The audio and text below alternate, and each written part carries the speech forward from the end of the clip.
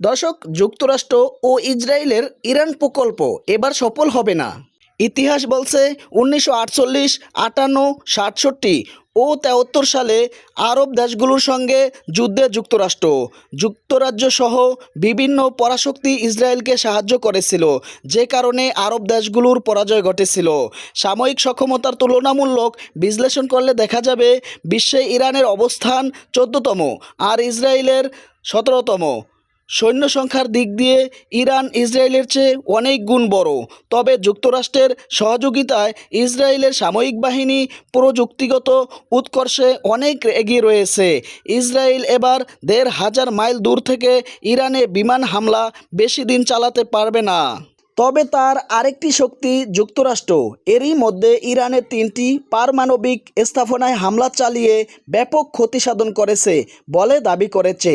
সেক্ষেত্রে ইসরায়েল যুক্তরাষ্ট্র যৌথভাবে ক্রমাগত বিমান হামলা চালালে ইরানের অবকাঠামোগত দিক থেকে ব্যাপক ক্ষতি হবে তা নিঃসন্দেহে বলা যায়।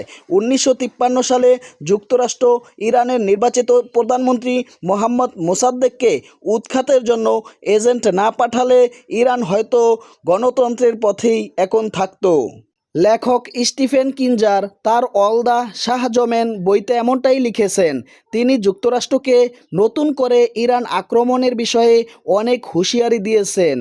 কেন জানি মনে হচ্ছে ইরান নিজেদের পছন্দমতো ব্যক্তিদের ক্ষমতায় বসানোর পাশাপাশি দেশটাকে হাতের মুঠোয় নিয়ে মধ্যপ্রাচ্য কবজা করতে যুক্তরাষ্ট্র ও ইসরায়েল ইরান প্রকল্প এবার সফলতার মুখ দেখবে না। কারণ 2003 সালের ইরাক আক্রমণের সময় বিশ্ব পরিস্থিতি এবং বর্তমান বিশ্ব পরিস্থিতি এক নয়। 2023 সালের 7 অক্টোবর থেকে ফিলিস্তিনের গাজায় প্রতিদিন হামলা চালাচ্ছে বর্বর ইসরায়েলি প্রতিরক্ষা বাহিনী। এখন পর্যন্ত ইসরায়েলের হামলায় গাজায় অন্তত 55,706 ফিলিস্তিনি নিহত হয়েছেন, যাদের বেশিরভাগই নারী ও শিশু। লাখ লাখ মানুষ চিরতরে পঙ্গুত্ব বরণ করেছেন। ঘরছাড়া হয়েছে কয়েক লাখ মানুষ। ইসরায়েলি বাহিনী এই সময়ে গাজার 15,000 বেশি শিশু হত্যা করেছে। যুক্তরাষ্ট্র ও ইসরায়েলের দ্বারা ইরানের রেজিম বা আয়াতুল্লাহ আলী খামেনির আশীর্বাদ পুষ্ট বর্তমান সরকারের পরিবর্তন হলে দেশটিতে চরম বিশৃঙ্খলা তৈরি হবে। তাই ইসরায়েল ও যুক্তরাষ্ট্রের আশীর্বাদ পুষ্ট নতুন নেতৃত্বের আশা এবার অন্তত পূরণ হবে না।